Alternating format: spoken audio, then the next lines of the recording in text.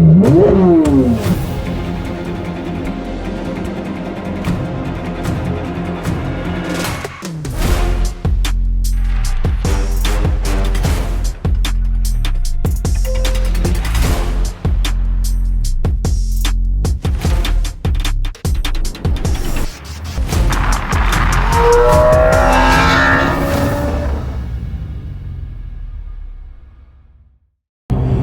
guys, welcome to Carasta Coffee. Today we're riding around in one of the most controversial supercars. Today we're in a Corvette C8 Z06 and we're going to hear what it's like owning and driving a supercar, or you can call it an American muscle car. And today we're going to debate and see what this car truly is.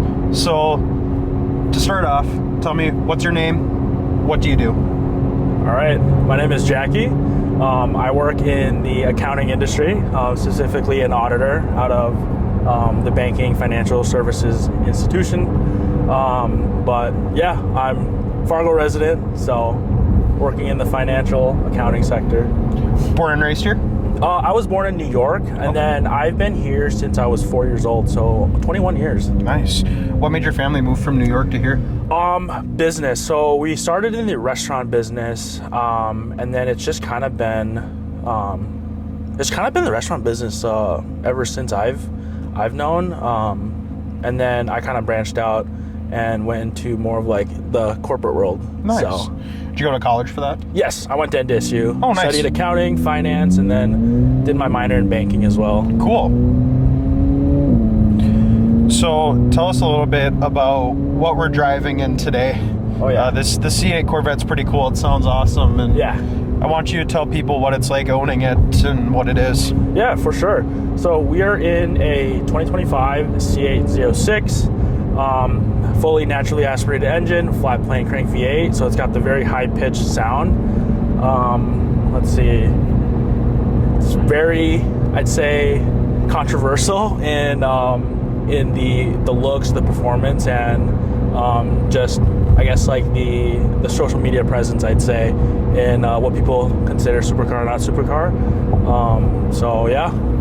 I think you and I have talked about that a lot, where is this a supercar? Is it an American muscle car? Like, Corvette has been chasing Ferrari and Lamborghini and all the other supercar manufacturers for many years.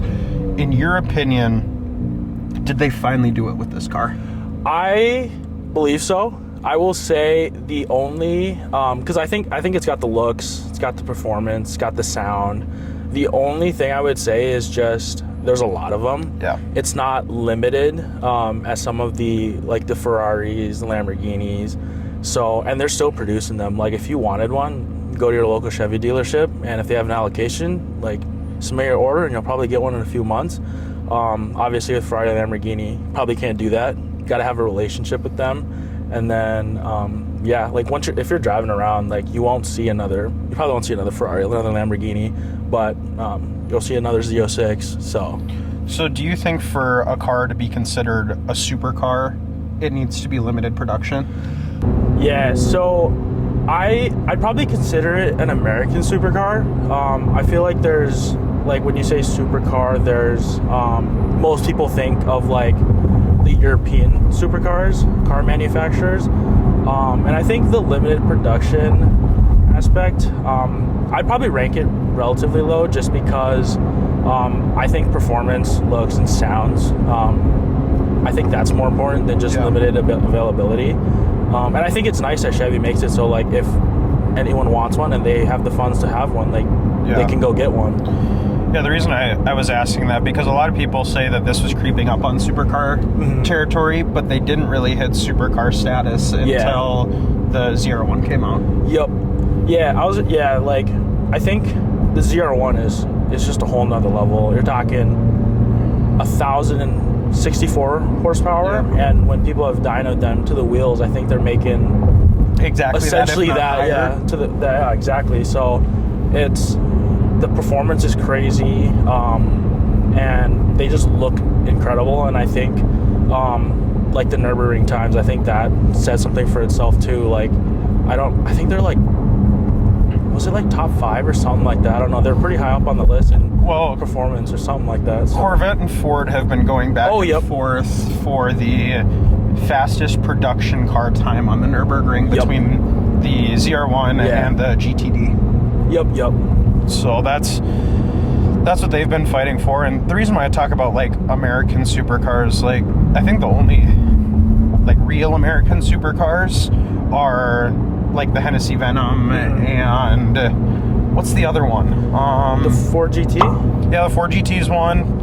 And the SCC, the Tuatara. Yes, yep, I've heard about that one. Yeah. So there's some, but there's not a lot. And that's why I was wondering about this, because like people talk about Porsches like that too. Like, is a Porsche a supercar or is it a sports car? And I think a lot of people have that conversation about Corvettes too. Is it a supercar or is it a sports car? Yeah, there's that. I think when you talk about the Audi R8, that's also one of the things they say. It's like that's more of a sports car, but then it's like it shares the same engine, essentially everything aside from the outer shell with the Huracan. Yeah. So I really think just if a car performs like a supercar, it looks like a supercar, sounds like a supercar, I'd say that's a supercar. Yeah. Well, and just like seeing kids' reactions while we're out driving this just down, a few minutes now on a major road in Fargo, all the kids are snapping their necks to see it. And I'm like, I think that right there is a telltale sign. Like if a kid can look at it and be like, wow, that's cool. I think that's as supercar as it could get. Yeah, I think like there's been a handful of times where if I'm walking out of the gym, kids and his families are walking up behind me, they see me get into the car, they'll ask like, hey, like can my kid go and like stand in front of the car and get pictures and stuff like that. And I think like if just people out and about can want to like experience that, I feel like it's a cool car. I'd say that's like not like the only factor for super, but I think it's like the performance, the looks, and just the sound of it. I think it's a supercar. I would agree with that. So, I think it's a supercar too. So walk me through your car journey and how you got into a C8 Z06. Was this the first sports car, supercar that you've had? Have you worked your way up to this point? Tell me a little bit about your journey to getting into this car. Yeah, for sure. So I had never driven a sports car until 2 years ago. I originally started with motorcycles. So I started with an R6 or a ZX6, went to an R6, and then just kind of the crazy bike scene, and I switched to a C8 Stingray 2 years ago. Started on the Stingray and then had that for a year, put 14,000 miles on it within like 6 months. Wow. And then I was like, man, like it's fun. It's like quick for the car. And then next thing you know, I see a Z06 on the road and that guy just takes off. And I'm like, I want that. So then sold the car, placed an order for this one, and then now we're here. So started from bikes, Stingray, and now we're at the Z06. So you ordered this? Yep. This spec, you picked out this car? Yep, picked it out, and then I got my name stand back there too. So, oh, do you actually? Yeah, so I got my name stand back here on the plaque. Ordered it out of Texas, and so yeah, I wanted the red exterior, the dark red, and then the red and black interior. Got it. And so I was like, everybody had like the black interior, and I was like, I wanted to bring a little bit more of the red from the exterior. So found a good deal on it, and then just placed an order. So how many dealerships did you have to call around to before you got an allocation? And tell me the process of getting an allocation and what that looked like for you. Yeah, so I got this allocation early 2025 or late 2025, and so at the time allocations were still kind of floating around. The local dealers did not have an allocation. They still had a list going on, and essentially they take your deposit and we wouldn't know exactly when the allocation would come, so it was just kind of a sitting game. And so called around a couple times. Most of the dealers that we talked to that had allocations were out of Texas. Called 3 separate dealers. 2 of them they all had allocations, but only one of them was able to give me the Z07 package with the big wing, the front canards, the Z07 suspension. I was like, if I'm getting a Z06, I want it to look just crazy, absolutely ridiculous on the road with the big wing. And so was able to do that, and then that's when we actually placed the order. Was going through, I think, 4 dealerships, and then landed on the final one, and then now we're in this car. Nice. So tell me a little bit about this car and what you've done to it since owning it. Is it stock, or have you done some things to it? Yeah, so on the record, it is very stock. Off the record, I've got catless downpipes, PPF, and then window tint, and that's about it. Otherwise, it performs like a regular car. Open the valves, it's very loud. Close the valves, you wouldn't even know it's modified. So, is there anything else you want to do to the car? I mean, I think the only other real aftermarket you can do to this would be a set of wheels, but yeah, is that coming this summer or next winter maybe? I'm thinking potentially if I find a set I really like. I do like the stock wheels, just the red and black contrast look, and then the only other modification that I've seen that's out recently is that they've actually unlocked the ECU on this. So you can actually start tuning the Z06s, but the only problem is that Chevy's essentially squeezed out all of the juice in this car. So tuning, for the amount that you have to pay for tuning the bolt-on like modifications, you're not really squeezing out a ton more power. So it's almost not even worth it to void your warranty essentially to do all that. So. And I think that's what's so interesting about these cars is this is one of the first Corvettes that hasn't had a ton of aftermarket support behind it. Like you look at all the Corvettes that came up to this, and it's like, put a supercharger on it, twin turbo it, do forged internals, do heads and cams. Like the first thing that most people who have a C6 or a C7 Corvette do is they put a cam in it. And this is going to be one of those cars that I don't think is going to have that option for a while. Yeah, I don't think, especially with, I think just the engine being in the back, I feel like it's relatively new for Corvette, so it's things are coming relatively slow in the aftermarket world. But what has been out there, I think, is just what you get for what you pay it's not really the best bang for buck, I feel, in terms of like aftermarket modifications. Well, you talked about those modifications that you did. Do you want to open up the valves and let's see what it sounds like on the inside?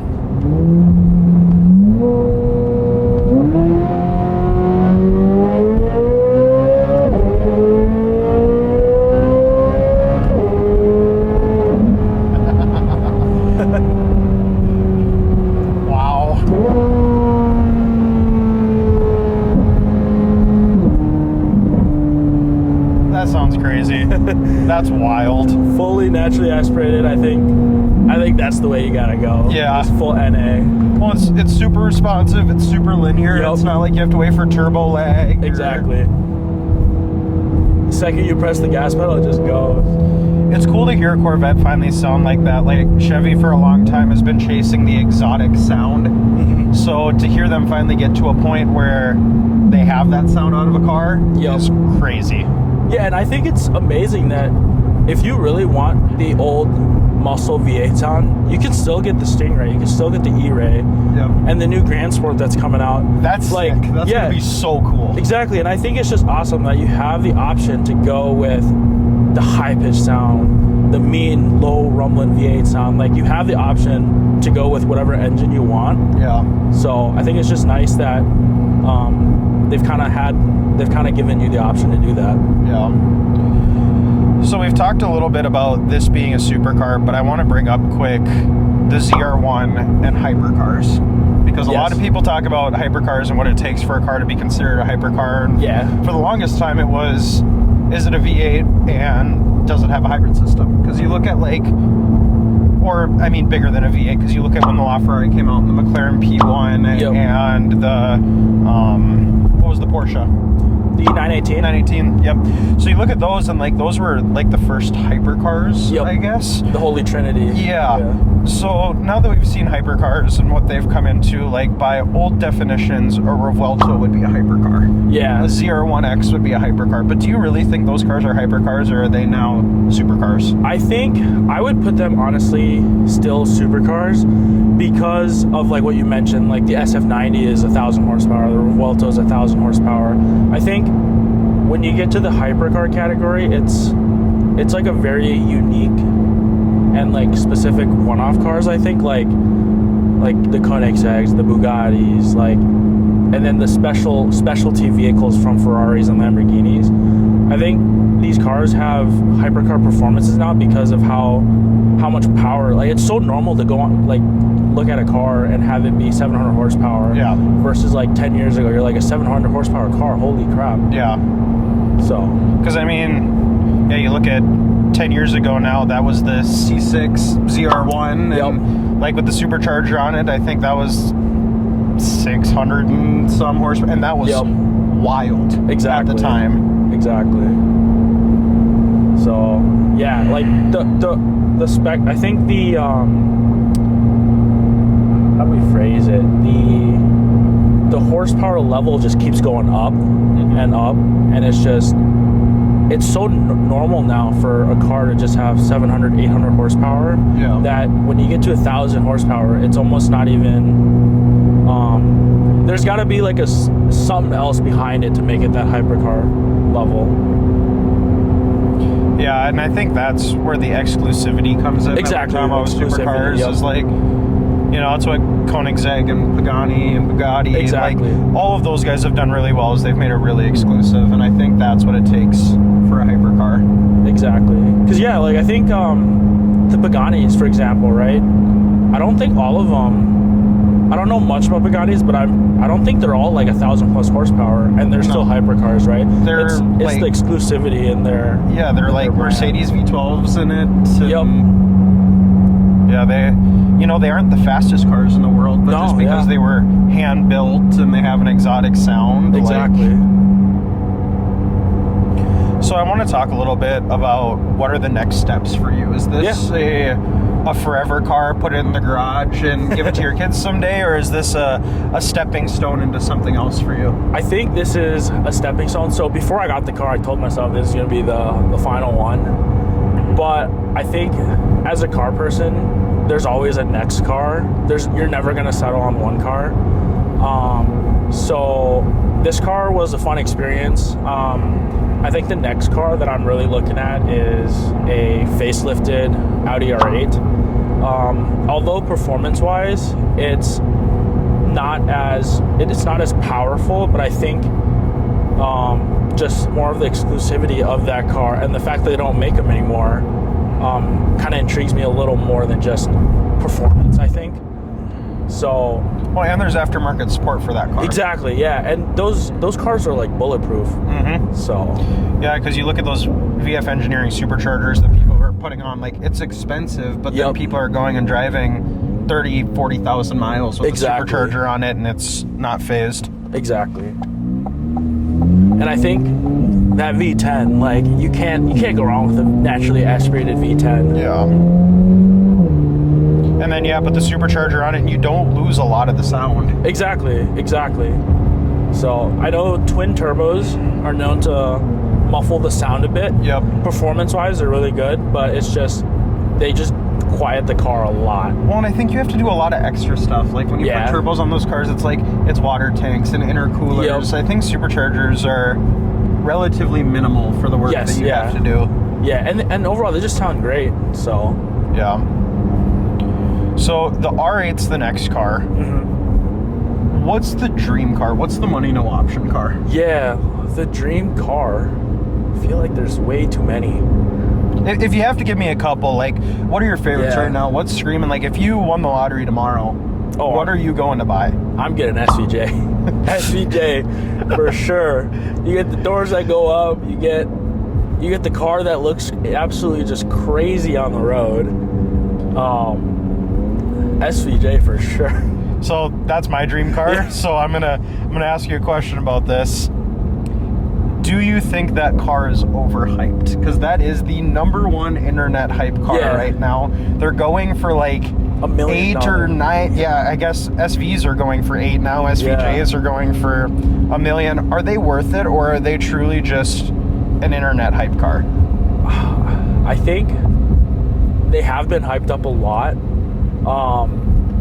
But if I had to go out and buy one, like I had the funds ready to go out and buy one, I'd probably take an LP700 over an SVJ.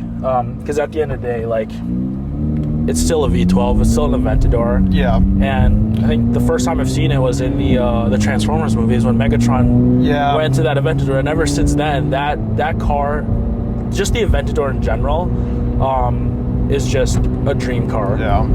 That was my poster car as a kid too. Yeah. And I think you and I are roughly the same age. Like that was the car when we were little. It just looks insane. Like for a car that came out in 2011? Yeah. 15 years ago, it looks so good. Well, we saw that purple one last weekend. Yep. And I mean, it doesn't look new, but I mean, it still competes with any car in a parking lot. It doesn't look outdated. Exactly. It looks timeless. Just the way the styling is, how aggressive it looks. It just looks like a bullet almost. It's just crazy that an SVJ has creeped up in price as much as it has, because I look at other cars that you can get for $1 million. There's a lot. And it's like, man, is that really the end-all be-all for $1 million? Or yeah, there's a lot of options once you get to the actual $1 million range. Well, and then it's the conversation of, would you rather have $1 million car, or would you rather have 15 other cars? Exactly. Of all different varieties. Exactly. And I think I'd choose the more varieties over just one singular car. Because you can still get that experience that you would get in that car in something. I mean, maybe not the exact same experience, but if you want the roughness of the shifting, you can get a Gallardo and put a supercharger on it and have that single clutch still. Or exactly. I mean, you can get a base Aventador for a third of the price. 350 grand. Yeah, exactly. And I mean, think of everything else you could have in the garage next to it at that price point. Exactly. So right now, living in Fargo, what's your dream 3-car garage? Let's see. Dream 3-car garage. A Ford Raptor as a daily. A Raptor R or a Raptor? Raptor R, but I just know those get super bad gas mileage. I've got one on ordered, but I'm still keeping the 2nd-gen Raptor just for traveling on the interstate, because I've heard horrendous mileage on the Raptor Rs. We reviewed it last week, and it was averaging 10.5 miles per gallon. Oh my gosh. And that's in town, or is that that was in town. Oh wow. Man. You know, those sound crazy. Yep. So we got the Raptor R. Yep, Raptor R. And then I'd say an Audi R8. Okay. And then a third car. Are you going practical? Are you going something older? Are you going JDM? I've never thought about like a third car other than maybe more like an SUV, maybe like a Cayenne Turbo GT. Or how about I raise you Audi RS6 Avant wagon? Audi RS6, yeah, that would also be a really nice daily. So those are cool cars. I gotta say, out of all of the fun cars I've gotten to drive, are they pretty fun? That is my favorite. I've seen some on the road, but I've never driven any. So driving it was wild because it feels like you're driving a Cloud with 700 horsepower. Oh, there's 700 horsepower? Yes. So it's all-wheel drive, 700 horsepower. It's got all the sound dampening. It's got a premium audio system, so it doesn't feel like you're driving a supercar. Yeah. But it would absolutely slap almost any car from Dick. That's crazy. And downpipes and a tune on those? Yup.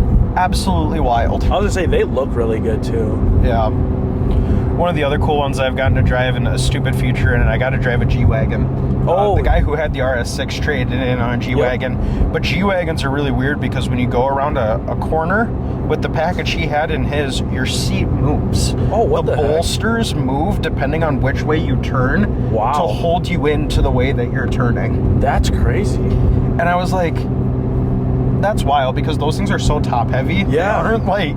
They aren't as fun to drive as you'd think. They're kind of scary. Exactly, because you're essentially driving a brick down the road. You're driving a brick, and you're like kissing the windshield. You sit so close to it. Exactly. And it's not like slanted like this. It's like that. Yep, exactly. Yeah, that's where I was thinking, like with the Cayenne, or like the RS6 you said, it's more of like it's like a smoother like styling. Mm-hmm. So it's not like an actual like a boxy shape. Like they look really nice. But the I don't know, I love Porsches. Yeah, and there's just so many other things that you can get. It's crazy the variety of cars you can get for different price ranges and stuff out there right now. Exactly.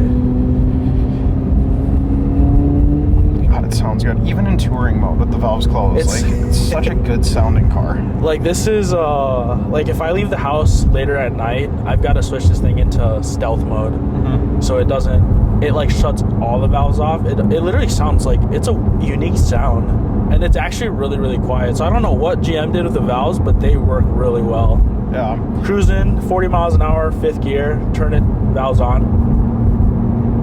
Still not that bad. And then when the valves are fully on, every time you let off the gas, you hear the backfire. Yep.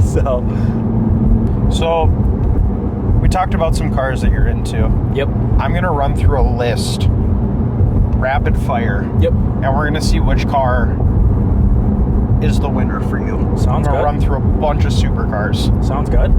So we're going to start with the C8 Z06 or a Ferrari 458. 458. 458 or a 488. 458. 458 or a Gallardo. 458. 458 or a Huracan. Oh. This is tough because they're both NA. They're both... I might have to go with the Huracan on this one. Okay. Huracan or Mercy? Mercy. Mercy or Aventador? Aventador. Is there anything that tops that car in the supercar world for you? Oh, man. I think for the price and just... I think the Aventador is just, like you said, like the dream car like every kid had at one point. And I think just the styling, the looks, the sound... I don't know what else you would get aside from an Aventador, like in that price range that has a Carrera GT. True. I guess like a Carrera GT, are they pushing like 2 million now? Yeah, depending. Oh my gosh. That and then the second gen 4 GTs. Those sound nuts. Those are crazy. Yeah, I was able to see one at one of the detail shops on the lift, and I was like, I had to like look 3 times. I was like, is that actually a Ford GT just sitting there? They're crazy. I was down in Salt Lake City, Utah for a business trip, and I stopped at Lamborghini of Salt Lake, and one of the collectors down there was showing up to look at his Strato that they were putting a supercharger on, but pulled up in his red Ford GT with supercharger, just like it had been tuned. It was one of the wildest sounding cars, and I think this might be a hot take. It might be one of the top 5 prettiest cars in my head ever made. The Ford GT? Yeah. Yeah. Have you seen how like the back of the car is like cut out for the air to like flow through? Yep. Like what the heck? Looks insane. Even in tour mode, it still backfires a little bit. Just a little bit, yeah. Yeah. It's fun seeing everyone's reactions to this car.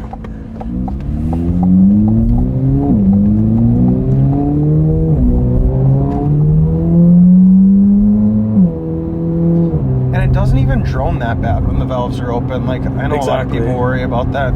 Yep. There, you got a Corvette friend. Yep, exactly. So that's what I'm talking about. You'll probably see another C8 on the road. Yep. So, well, I have to ask. This is one of my dream cars. I grew up in Corvettes. Is there any chance that I could give it a try and see what it feels like behind the wheel? Of course, let's do it. Sweet. Let's pull into this. I think this would be a perfect parking lot here. Yeah.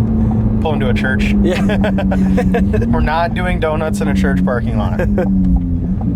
It handles so nice. Yeah, I love how you can, in Z mode, it's nice because you can customize every single option. How stiff the suspension is, how you want it to shift, how you want the steering wheel to feel. And so I have everything maxed out on this configuration. I think that's the cool thing about these new cars is like if you want it like comfy and smooth, you can make it smooth but still sound crazy. Yeah. These adjustable modes are great. Yep.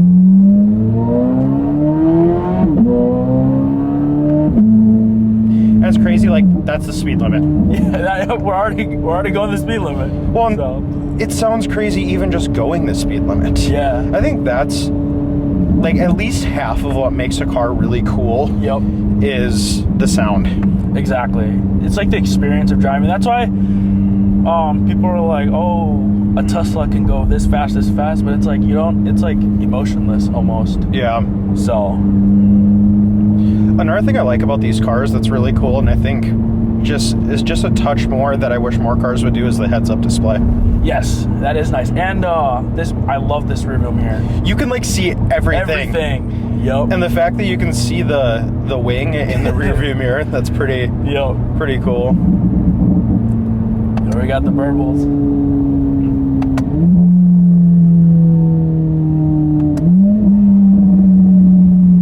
First impression so far? It's cool. It's everything that I hoped it would be driving it.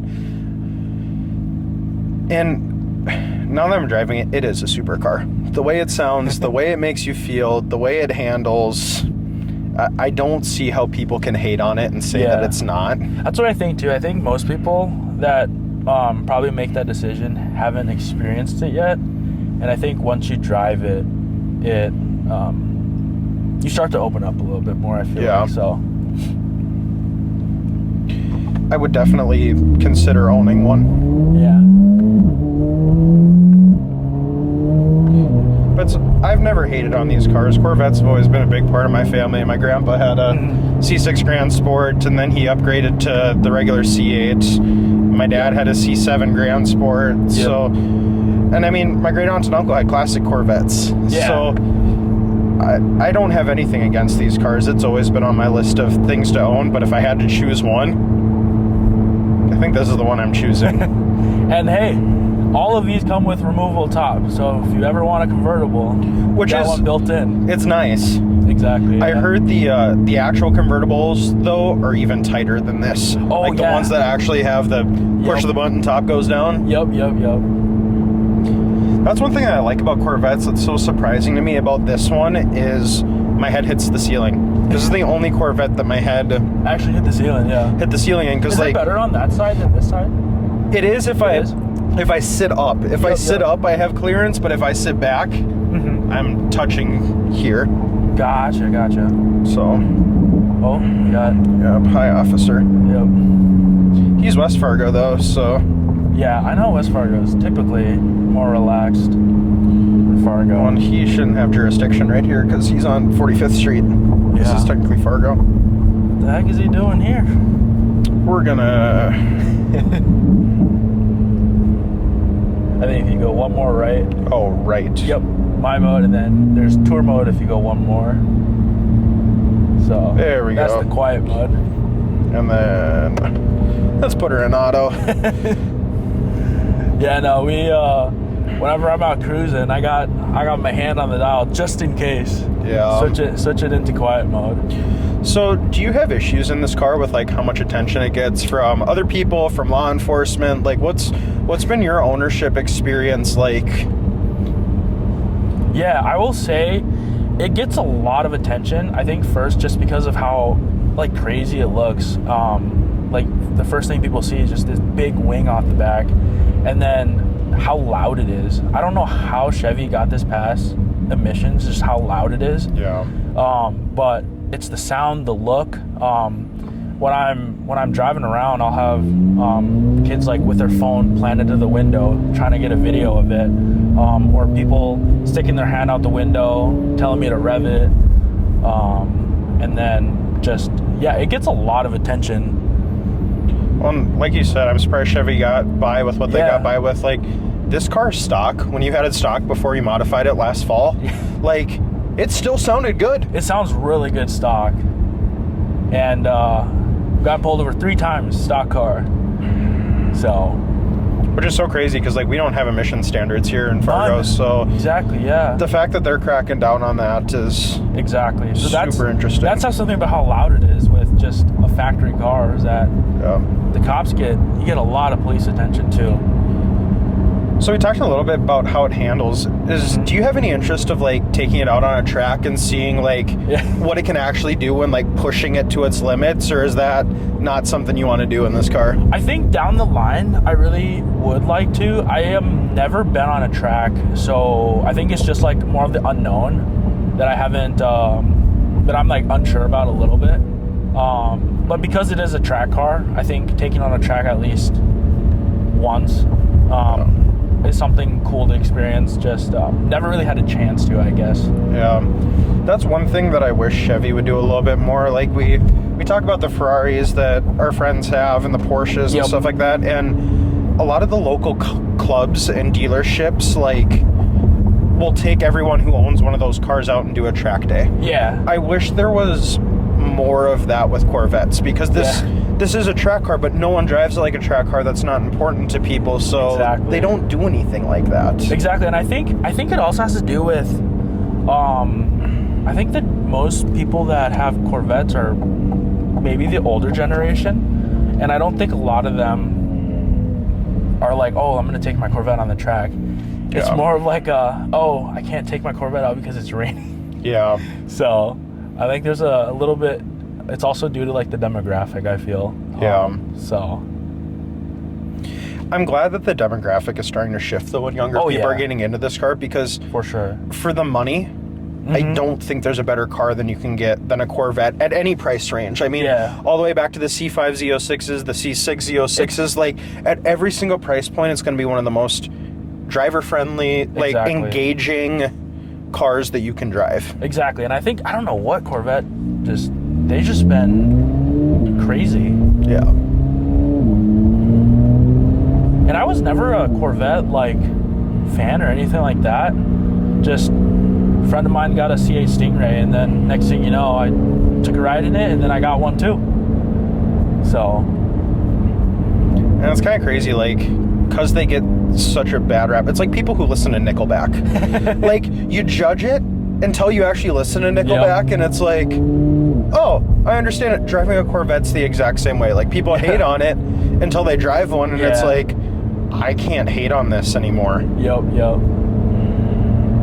It's just so well balanced. I wish we had some curvy roads here, because I would love to take this. Yeah. Too bad it's daylight, or I'd go take it through Prairie Wood. And yep. When my dad was in high school, that was a racetrack here in town. I mean, people would, not like actual racetrack, but like the dumb high schoolers would go and race motorcycles and cars around Prairie Wood, and it's a 2-mile loop. So that's about the only twisty roads we have in town. I know. There's really not that much. You have to go to Lakes Country. Yeah, I've taken the motorcycle out into the twisties on DL. We have people rolling down their window. Let's see here. I think if you go, that's the track, so. Yeah, that works. People are I shouldn't do launch control, but...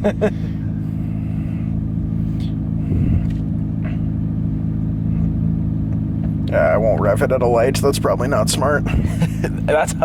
Oh man, they come out of nowhere, I'll tell you that. Yeah.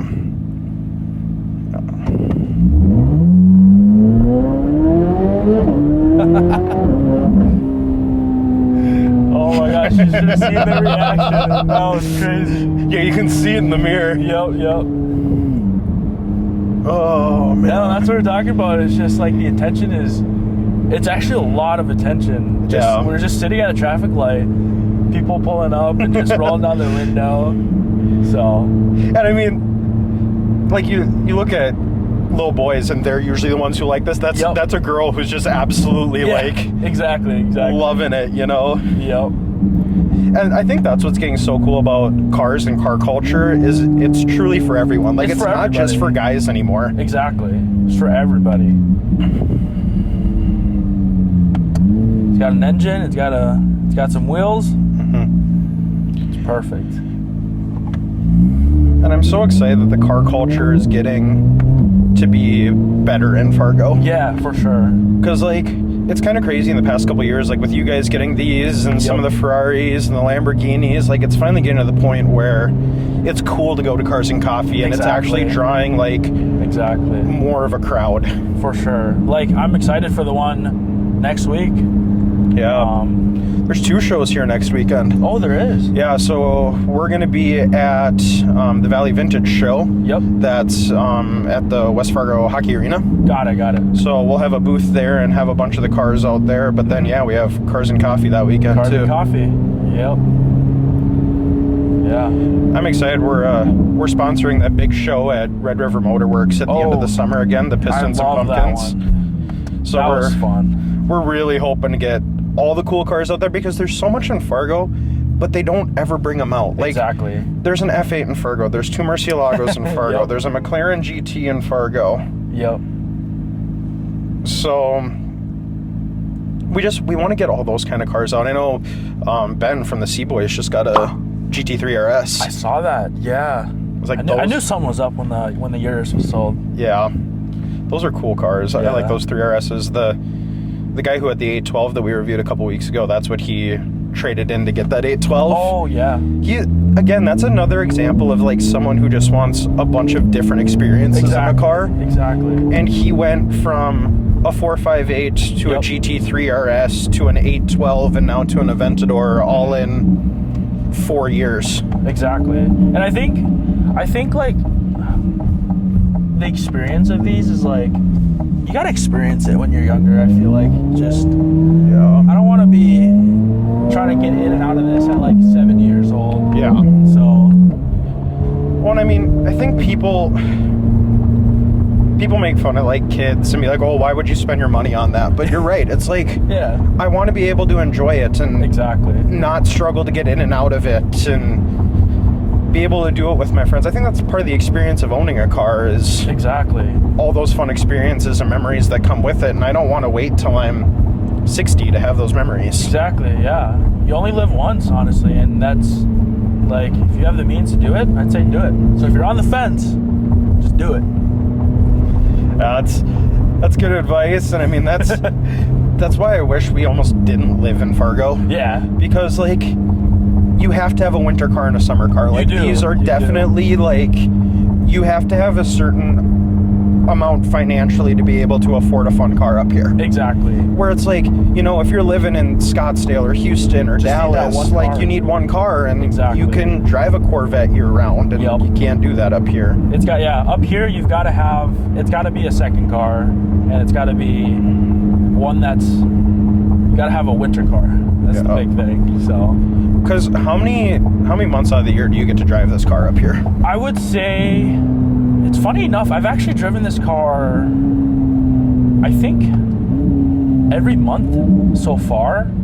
I know there's been a couple of just like random weeks of really nice weather in like January, February that I've been able to take it out, at least for like a spin. But really driving it where I don't have to look at the weather, I'd say starting in April, May, June, July, all the way to mid to end of November. So a good, how many months is that? Like 8 months? 9 months? Or 7 months? 7 months, somewhere around there, yeah. So, yeah, there's a good 5 months or so that you really have to just look at it in the garage going, what the heck happened to this weather? Like, I just want this, I want the snow to be gone. Well, it's like we did a pop-up Cars and Coffee,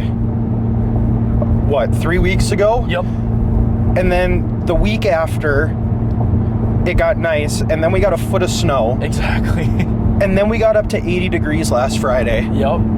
And then we got more snow on Friday, and now we're out driving. It's just like... It's crazy. This time of year, it's so weird. Yeah. They trick you with the nice weather, they flip it around and be like, a little bit more snow, and actually, nah, it's summertime. So, I'm going to go back to something we talked about way earlier on the podcast. You said this was a Texas car. Yeah, it is a Texas car, yep. Did you have it shipped from Texas, or did you road trip it all the way across country? I had it shipped. Okay.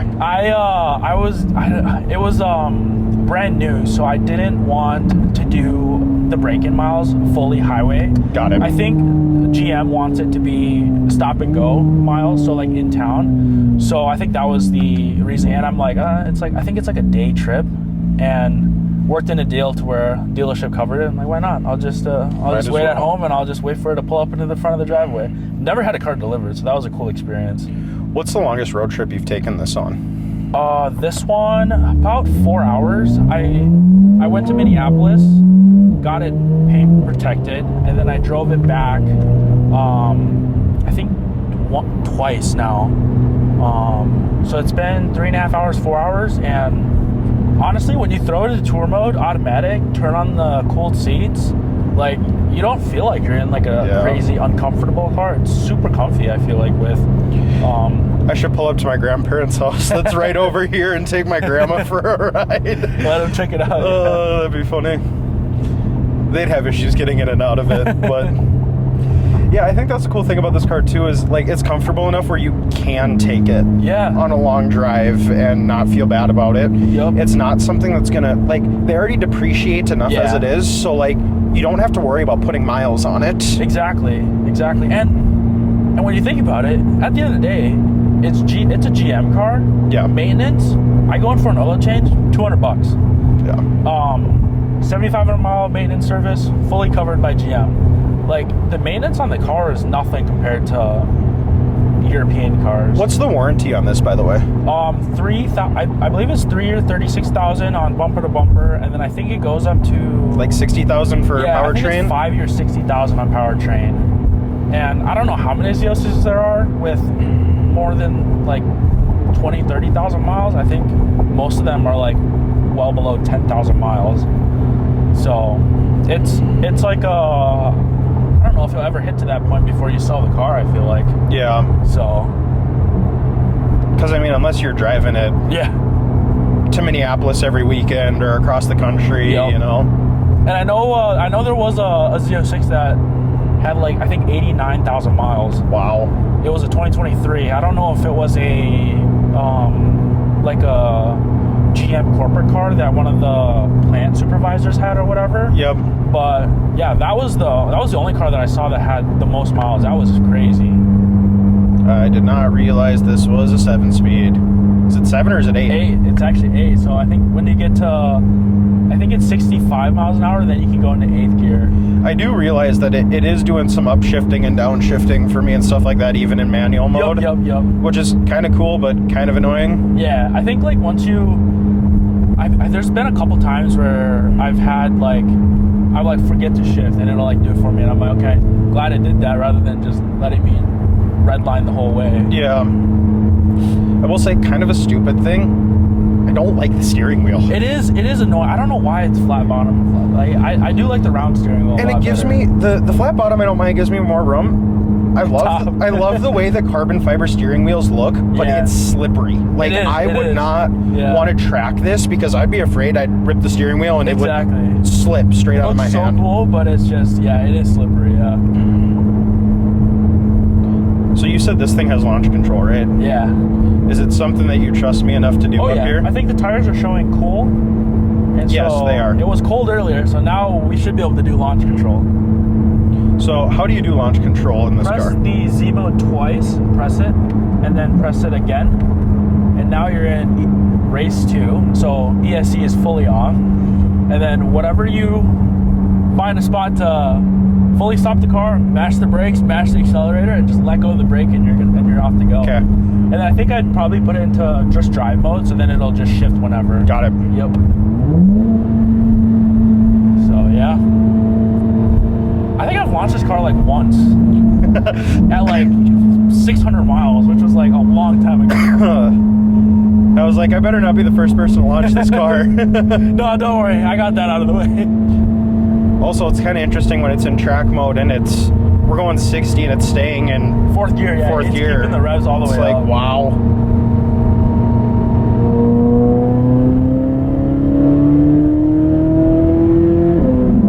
Oh my God. I wanted to see how the brakes feel on it, and they feel awesome. Yeah, I think once they get really, really warm, the carbon ceramics just are amazing. Oh, this does have carbon ceramics? Yep, it comes with carbon ceramics one when you pick the Z07 package with the wing and everything. Got it. Maybe we'll do one right here. Right here. Oh, there's a Mustang over there. So mash the brake. Yep.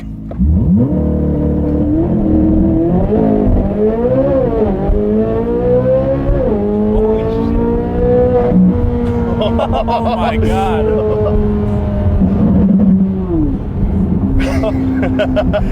Holy cow. Wow. It just like sends you back into the seat. Holy. It does, and it spun a little bit. Like you could feel the computer trying to help, but it was really manageable. Yeah. I don't honestly, the sport mode, the race one, I have no idea what those are. Yeah, I was playing with it and seeing race 1, race 2. I think race 2 is probably the most aggressive. Yeah. So that was crazy. And it gets really stiff too. Yep. Well, thanks for letting me do that. That was awesome. It's a totally different experience in the passenger seat. Is it scary at all being a passenger in your own car? Because you don't have a steering wheel to hold on to. Is that the first time you've ever had someone else do launch control in your car? Yeah, I've never actually been in the car with someone else doing launch control, so. Well, thanks for trusting me to do that. Of course. Oh, something's on fire. Oh yeah. Jeez.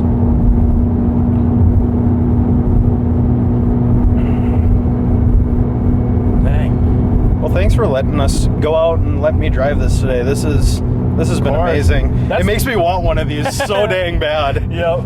That's the whole thing with cars. I feel like it's about sharing it with other people that are also interested in cars. You know, I think that's what the car culture is. So. Well, I would completely agree, and that's how I got this job with Carasta. Actually, is like, Chris was just a guy who had a cool car that knew my dad, and I got talking to him, and one thing led to another, and we started Carasta together, and he hired me, and it's like, it's been so cool to see what he does with cars, because like when the first times I saw him come out in his Ferrari, he brought his 488 out to tailgating at an NDSU game. Oh, no way. And threw me the keys, let me start it for some of my buddies and rev it in our tailgating spot. Like it was so cool. And I think so many people here in town who have cool cars are really good about getting other people to experience them. Yep. And I think that's why Corvettes get such a bad rap, is a lot of Corvette owners don't want people touching their cars. Exactly. I'll literally see people like, hey, can I get a picture? I'm like, go ahead.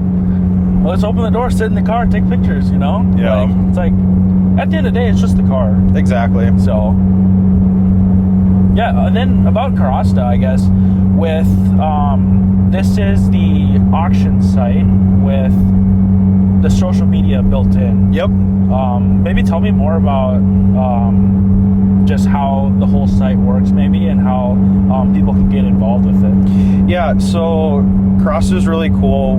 When we first set out on this app, we wanted to make an app that had better auction experiences than current apps that were already out there. Yep. Because we're like, man, we had some issues with this. We can do it better. Yeah. So that's what we first set out to do. And then we were like, man, wouldn't it be special and really cool if we could throw social media in there? Yeah. So like in the same place you could buy cars on auctions, you can keep up with other people and their car collections. And then it grew into like, well, man, this would be really cool because you can scroll through a social media page and just see cars. Exactly. Like you don't have to worry about seeing models or seeing ads. Like we don't have an algorithm, so you only see what's posted. Yep. So it's a really cool app like that you can just engage in a community and share your hobby with other people. And then so it started as just, okay, let's combine social media and auctions. Well, now one of the next features we're working towards adding is kind of like automotive forums, kind of like Reddit. Oh, so yeah. You'll be able to go to one place for all your automotive social media, whether it's asking questions about like modifying your car or looking at what other people have. Our goal is to get to a point where someone's going to have a QR code sticker on their car and you're going to be able to scan it, and it's going to open the Carasta app and it's going to take you to their profile so you can see what cars they have, what they're into, because you can fill your garage with the cars you have. Yeah. You can fill your dream garage with cars that you want to add. And what's really cool is cars in your dream garage. If one of those cars in your dream garage gets listed for an auction, it's going to notify you that you have the opportunity to buy one of your dream cars. Yep. So we just wanted to make a platform that was all in one place for people like you and me who love cars, and that's our main hobby. Exactly. Yeah, and I think just me being on the app as well, with I've seen like cars that I didn't even know were in town. Yeah. So if people want to find you on the Carasta app, what's your username on the Carasta app? I believe it's Jackie Lynn with 2 A's. Actually, I'll have to double check on that. It should just be my full name, first and last, just all together. And what can they find you at on other social medias? Yeah, so it's every other social media, all the same. So it's Jackie Lynn, JAACKIELIN. Yeah, because I see you're definitely getting more involved with posting content. And so do you have any wants to like get into content creation and doing more of this? Like, I know you're doing this podcast with me. You like being around cars. A lot of people our age are switching to creating content as kind of a side hustle. Is that something you're into, or are you just in it for the hobby and going out for drives and calling it good? Yeah, I think it would definitely be something I'd like to do, because I think it's always nice to look back like 10 years from now, even if it's not like anything that goes into like a career, but more of like a way to like document just things that have happened. So I think that is what I should want to do, I feel like. But I think it is nice to like be able to film and like share and like talk with people all around the country. So well, and that's why we like doing this so much. Like the doors that's opened already with getting to ride in cool cars and talk to owners about their experiences. Like, I think that's one of the coolest things. In our podcast last weekend, we talked about how if you're a car guy and you want to start doing this and want to start making content, just don't be afraid to go up and talk to anybody. Exactly. Because that's how Keaton, our videographer, ended up becoming our full-time videographers. He came up to Chris one day at Carasta Coffee and was just like, hey, I want to shoot your Ferrari. And one thing led to another, and now he's shot 20 or 30 really amazing cars and got a job out of it. So it's like... Exactly. You never know until you ask. Yep. So... That's why I'd encourage anyone, ask to sit in the car, ask to see the car, ask to go for a ride. The worst they can say is no. And then you get the same answer if you didn't ask. Yeah. So, yeah, definitely never know until you ask.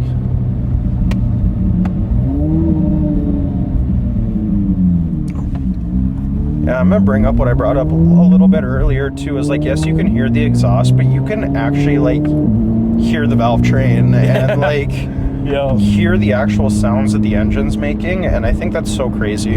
It is. It's literally like a foot away from your ear. Yeah. And if you get the convertible, you can actually drop the window down in the middle, so it's literally like right there. That's cool. Would that scare you at all, driving around with? Oh my! I can't even imagine. This thing scares me more than my motorcycle did. So. So do you still have your motorcycle, or did you stop riding? No, I sold it.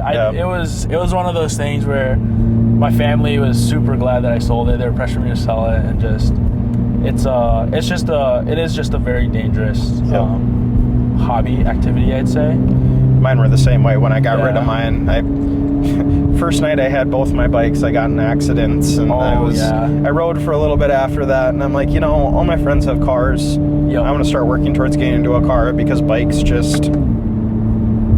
It's fun. It's a whole nother experience. Yeah. I would encourage anyone to like try it. But if you're gonna try it, just be smart. Be smart. Wear your gear. Yeah. And don't start on 1,000. Just work your way up. Start on a 400. Yes, work your way up.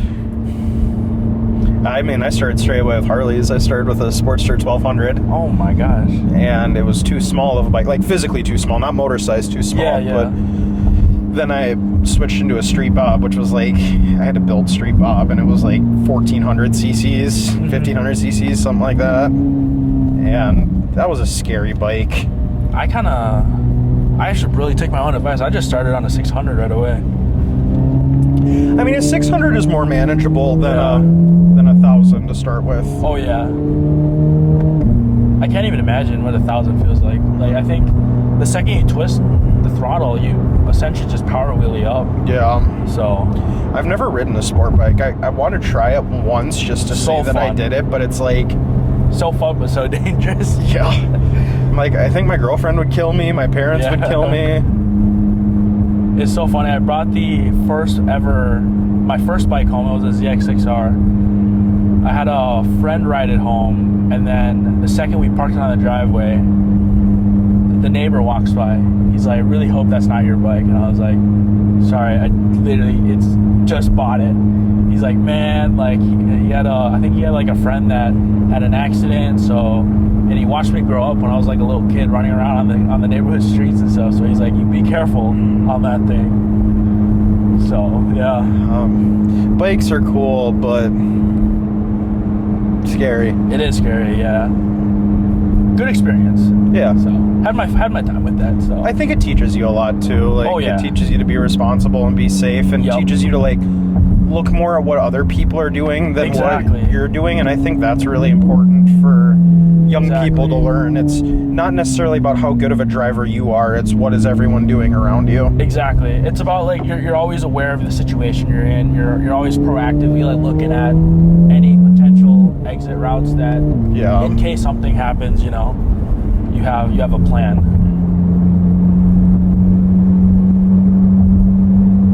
Well, I just want to say thank you again for Of course. taking me out in this today and going for a ride and sitting and chatting with us. Of course. This has been fun. But guys, I hope you enjoyed watching this video and learning a little bit about what it's like owning a C8 Z06, and I hope it encourages more of you to own a Corvette. Don't forget to like and subscribe below, share this video around, it really helps us, and download the Carasta app, create a profile, and join the community.